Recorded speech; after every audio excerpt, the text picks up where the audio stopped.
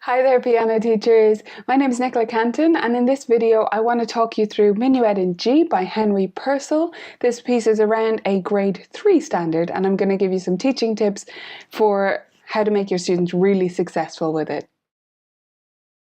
The sheets I'm working through in today's video can be found at the link directly below this video, so if you just click over there and grab these, you're going to be better off because you're going to remember it and you're going to have the exercises written out to use with your students.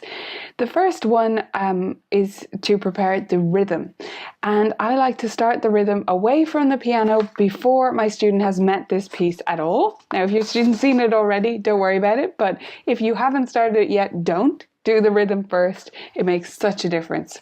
I'll start this away from the piano or with a closed piano lid, whatever is more convenient for you. And what we do is simply tap out the rhythm. We're going to clap the right hand first. You can clap and count, or you can say rhythm syllables.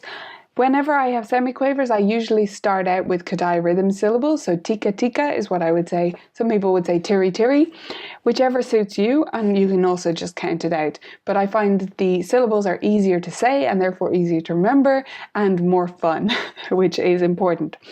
So I would have them clap the right hand, ta ta ta, tika tika ti ti ta, etc.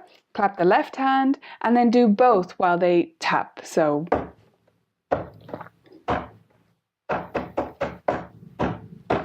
for example, so they're matching those up and seeing where they fit together, getting really comfortable coordinating those rhythms just with taps, not worrying about notes.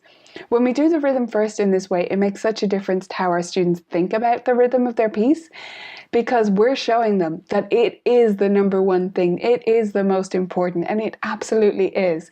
If you play a piece with all the right rhythms and with a few wrong notes thrown in, not many people will notice. If you play a piece with a bunch of terrible rhythms, speeding up, slowing down, but all the correct notes, people are not going to like the sound of it. It's just natural to feel the beat moving. Even people without musical training can feel that something's not right there. So rhythm should be first, always, in my opinion.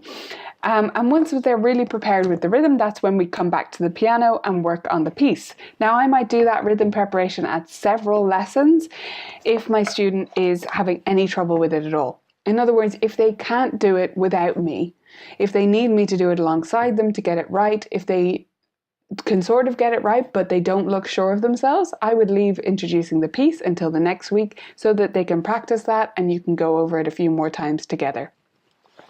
Now when I do introduce the piece, the first thing I would do is get them to find those rhythms and tap it out again, play it on 2 repeated notes, so single notes in both hands. In this case I would probably use G since it's in G, and maybe even put them both up in the treble clef since that's where they start, and just play it as the rhythm exercise, not with articulations or anything like that, just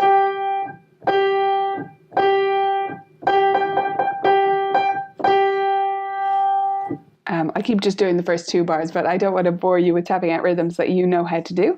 But playing them on single repeated notes like that is a great way to transition to the piano, and then they can find it in their music, colour it in if you're allowed to, or if you have a photocopy of the piece, and that way they feel really like, I know what this rhythm is, I know what it's supposed to be, and they can self-correct it at home.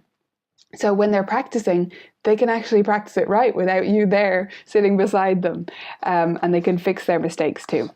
So that's the rhythm. The other thing I would do is get ready for the main technical challenges in a piece before we meet it.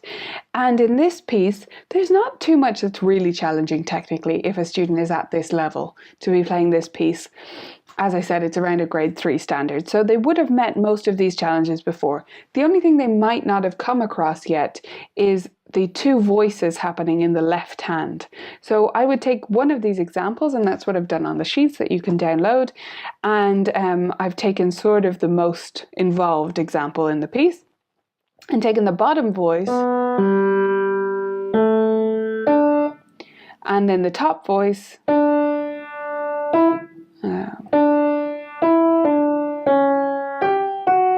now you see I was even messing around with my fingering there. I haven't written in fingering or anything like that on the first level because it doesn't matter. The important part is that they're hearing those 2 individual voices and getting used to finding those notes on their own. Then I've given you a line where I've actually coloured the bottom voice and the top voice separately. One is green, one is blue, so they can see what's going on, and this does have the fingering. Continuing on from there, and then I've given you it in black and white, and then it jumps to there.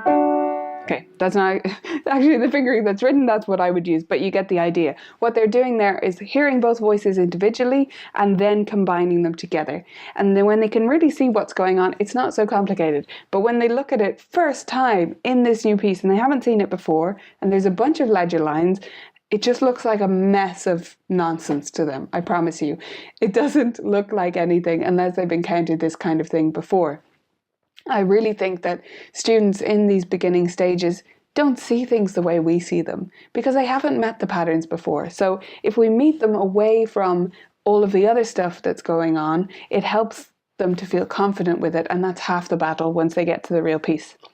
So I hope these tips have helped you prepare your student for Minuet in G. Again, you can download these sheets totally free. There's a link below the video, and I hope that they help you work with your student and have some fun and get a bit creative with what you're doing and how you're practicing the piece. If you have any questions for me, just leave them in the comments below.